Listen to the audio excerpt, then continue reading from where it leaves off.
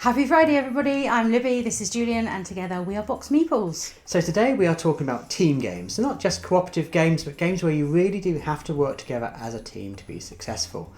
Now, usually I would pick a game called Idris El Chronicles. It's a Viking style game, which I always gravitate towards that theme, but I have mentioned that one several times before, and we very recently played Disney Animated by Funko Games and really enjoyed this one. I think it has some similar elements of teamwork to it.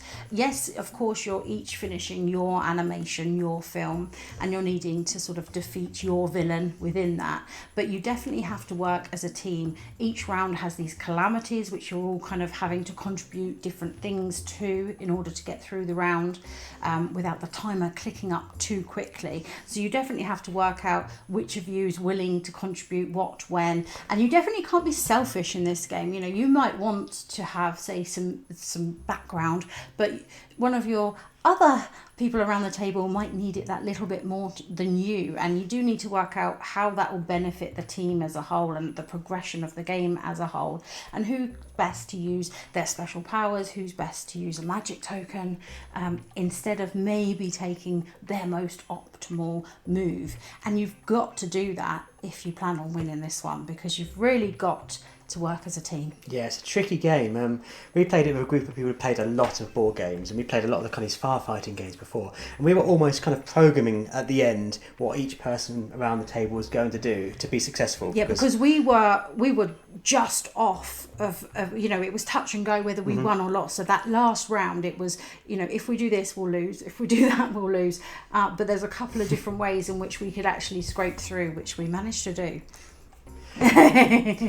Now, the game I picked for best team game is, in fact, a game that's got the word team in it, Team 3. Now, in this game, you are building abstract structures out of kind of 3D objects. It sounds pretty simple, but you're working as a group of 3. Now, in this group, one person will know what you need to build. Now, the problem is they know what the object the team needs to build is, but they can't actually talk. So they can do an elaborate mime to try and tell another player what the object is going to be. So they have to then interpret this elaborate mime and describe it to a third player who's actually going to do the building, but they can't see. So the second player has to not only describe what object they're trying to build, but also direct the person as to where they're going to place the objects and at which orientation.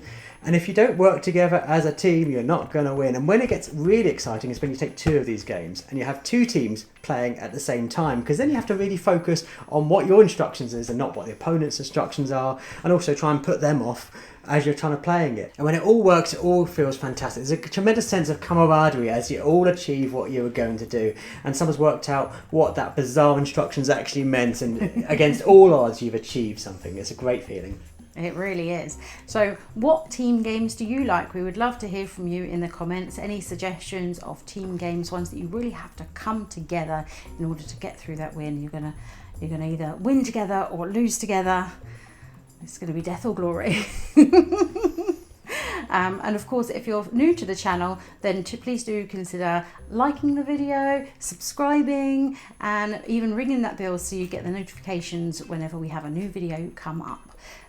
And of course, if you're looking to buy games, the first place you should probably go to is your friendly local game store. And for us in the southeast of England, there's actually Chaos Cards. But don't worry if you're not in the southeast of England, because they have a fantastic website which you can buy pretty much any board game you've ever desired. And if you are new to their shop, we've got a special discount code you can use, which will give you a little bit of a saving at the checkout if you're spending over £35. It will. But as always, thank you so much for watching. Bye.